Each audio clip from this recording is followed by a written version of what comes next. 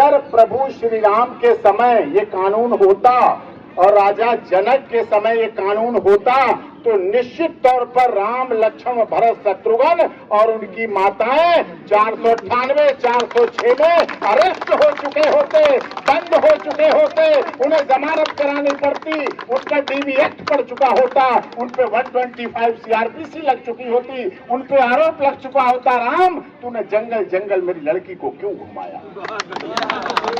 लेकिन राजा जनक ने ऐसा नहीं किया।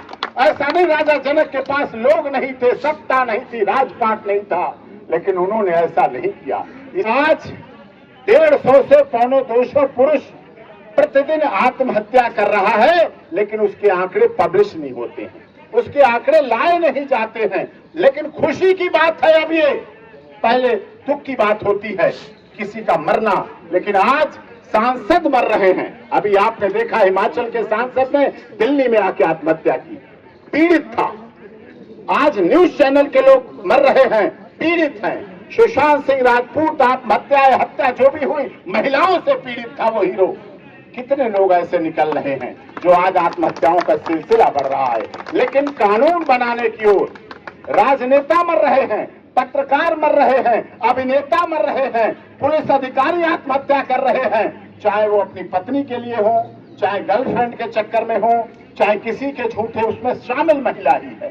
तो इस तरह से जो भी चल रहा है आरोप प्रत्यारोप का उपाय ढंग, उसका इलाज एक ही है। हम लोग समस्या नहीं दे रहे हैं, समस्या से तो पीड़ित आप सब हैं, समस्या से तो पीड़ित इस देश में कितने लोग हैं, लेकिन हम लोग उस समस्या का समाधान दे रहे हैं।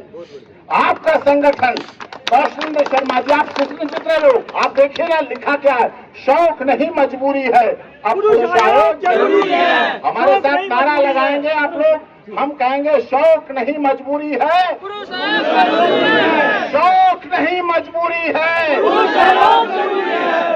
ये पीछे वाले नहीं चाहते हैं, आवाज में दम नहीं। मैं तो सुप्रीम कोर्ट में वकालत करता हूँ, आपके लिए यहाँ फ्री में बोल रहा हूँ। कोर्ट के अंदर इतना बोलने में लाखों रुपए दे देते हैं लोग, लेकिन यहाँ बहुत जोर लगा के बोल रहा हूँ और बोलूंगा भी। और आपके लिए जब तक पुरुष आयोग नहीं बन जाएगा, आपका डॉक्टर एपी सिंह आपके लिए लड़ता रहेगा, लड़ता रहेगा, लड़ता रहेगा।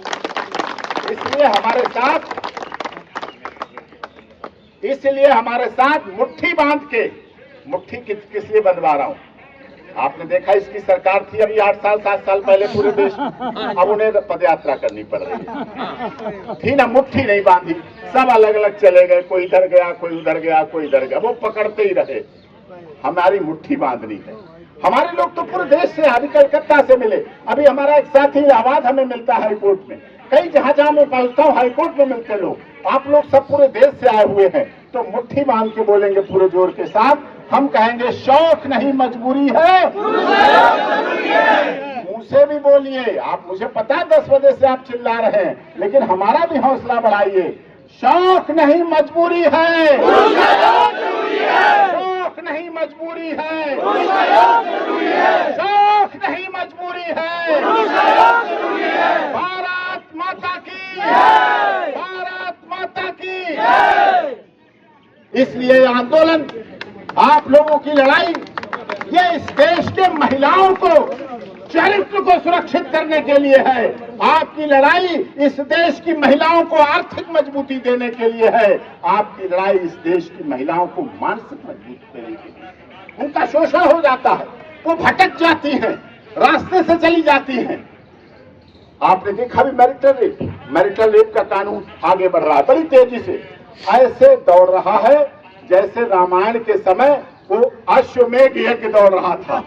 याद है ना, अश्वमेध यज्ञ जैसे दौड़ रहा था। लेकिन अश्वमेध रथ जो था, अश्वमेध घोड़ा थे ना, अश्वमेध घोड़े अश्वमेध यज्ञ के लिए जैसे दौड़ रहे थे, लेकिन उन घोड़ों को भी पकड़ने के लिए लव कुश जैसे 2 बच्चे मिल गए थे, जिन्होंने उन घोड़ों को भी पकड़ लिया था और रोक लिया था। ऐसे ही आपकी संस्था, ये पुरुषों के लिए जो काम कर रही है संस्था, वो अश्वमेध जो कानून बने हुए हैं, ये निरंकुश कानून बने हुए हैं, इन्हें रोकने की बात नहीं सरकार कर रही है।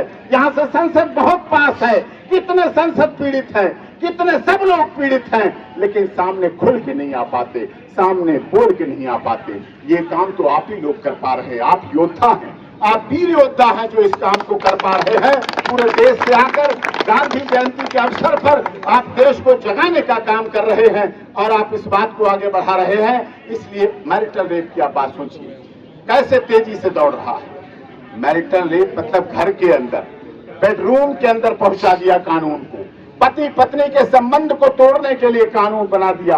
कब किसकी क्या इच्छा है, सप्तपदी का महत्व खत्म कर दिया, 7 फेरों का महत्व खत्म कर दिया, कोर्ट मैरिज का महत्व खत्म कर दिया, मंगलसूत्र, बिछिया, मांग और सिंदूर का महत्व खत्म कर दिया।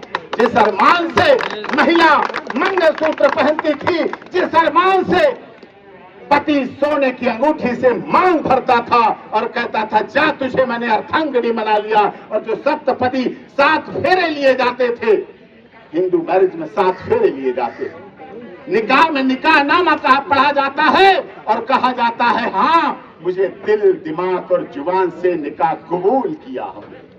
वो कबूल नामा जो प्रभु परमात्मा ईश्वर अल्लाह खुदा और गॉड के बीच होता था, जो गुरुद्वारे में चुनरी उड़ा के गुरु ग्रंथ साहब के सामने शपथ ली जाती थी कि हाँ हमने तुम्हें पत्नी के रूप में स्वीकार किया, जो गिरजाघर के अंदर कैंडल के सामने, मोमबत्ती के सामने सफेद लिबास पहनाकर अंगूठी पहनाई जाती थी और कहा जाता था हाँ हमने तुम्हें अपनी वाइफ के रूप में अंगीकार किया। ऐसे में क्यों इन चारों धर्म जो हमारे देश में बड़े धर्म, इन धर्मों की जो सामाजिक परंपरा थी, जो शादी की परंपरा थी, हमारे जीवन की परंपरा थी, उस जीवन की परंपरा को तोड़ने के लिए इन काले कानूनों ने इस देश के घरों को बर्बाद करने का ठेका ले लिया। मैरिटल रेप, शादी के बाद रेप, शादी के बाद तलाक भी पर्याप्त था, शादी के बाद तलाक भी नाम गलत था। आज भी हिंदू, मुस्लिम, सिख, ईसाई परिवारों में तलाक, डाइवोर्स के नाम से लोग डरते हैं, लोग हिम्मत हारते हैं। और ऑनरेबल जस्टिस चंद्रचूड़ साहब स्टेटमेंट देते हैं ऐसा, पता नहीं क्या उनकी पारिवारिक लाइफ है, क्या उनकी व्यक्तिगत जिंदगी है, कैसी जिंदगी जी रहे हैं, किस तरह के लोग हैं जो इस देश के करोड़ों, गुवाहाटी से चौपाटी, कन्याकुमारी से कश्मीर तक का हमारा देश है, और ऐसे देश में आप ऐसा स्टेटमेंट देते हैं। गांव का सीमा पे आदमी, सेना पे आदमी लड़ रहा है, चीन की डोकलाम सीमा पर, पाकिस्तान की सीमा पर तिरंगे में लिपट के आ रहा है, और वो अपनी पत्नी पर भरोसा करता है कि मैं पहुंचाए 1 साल 2 साल ना पहुंच पाऊं घर में, लेकिन मेरी पत्नी जरूर वहां बैठी इंतजार करती है। आप उसको बर्बाद कर रहे हैं। उन चरित्रवान महिलाओं के ऊपर मैरिटल रेप जैसा कानून, दूसरे 494 दूसरे और कानून आए, महिलाओं के हित के लिए वो कानून बनाए। मेरी मां कहती है ये कानून सबसे अधिक महिलाओं को बदनाम करने के कानून है। महिलाओं को बदनाम किया जा रहा है कि महिलाएं क्या ऐसी हैं, कहीं किसी के साथ रहे कानून में कोई रोक नहीं, कहीं किसी के साथ बेडरूम में रहे कानून में कोई रोक नहीं। ऐसे कानून बनाए जा रहे हैं, कानूनों के द्वारा महिलाओं की गर्दन काटी जा रही है और कहा जा रहा वुमेन कमीशन। इसलिए जब तक मैन कमीशन नहीं होगा, जब तक पुरुषों की सुनने वाले नहीं होंगे, तब तक डॉक्टर भीमराव अंबेडकर के सपनों का भारत, इस देश में लिंग जाति के आधार पर भेदभाव नहीं होगा। ये प्रेम्बल कहता है, हमारा भारत का संविधान कहता है कि लिंग के आधार पर भेदभाव नहीं होगा, और इस देश में महिला पुरुष के नाम पर सबसे अधिक भेदभाव होता है। डॉक्टर भीमराव अंबेडकर की आत्मा छटपटाती होगी, रोती होगी, तड़पती होगी कि कब तक इस देश में लोग मरते रहेंगे, और मरने वाले सैनिक, मरने वाले नेवी के लोग, मरने वाले अधिकारी। लेकिन पुरुष जब मरता है तो कहीं ये नाम नहीं आता है, बाप उसका सीने पर पत्थर रख के कहता है, बड़ा भाई छोटा भाई कोई मरता है, उसका भाई बहन सीने पर पत्थर रख के बिना कारण बताए, कारण नहीं बताते हैं, चुपचाप कहते हैं कि हाँ जी वो नहीं रहा, अरे पता नहीं क्या घर में बात हुई, उसने सुसाइड कर लिया। पता नहीं क्या हुआ, वो रेल से कट गया, पता नहीं क्या हुआ, उसने रिवॉल्वर से गोली मार ली, पता नहीं क्या हुआ, वो छत से कूद गया। बस इतनी साधारण सी बात रह जाती है। और जब महिला की मौत होती है तो बहुत प्रचारित होती है, बहुत प्रचारित होती है। रेप केस उल्टा रजिस्टर किया जाता है, बड़े बड़े अखबारों में सुर्खियों में आता है पुरुष का चेहरा, बलात्कारी पुरुष।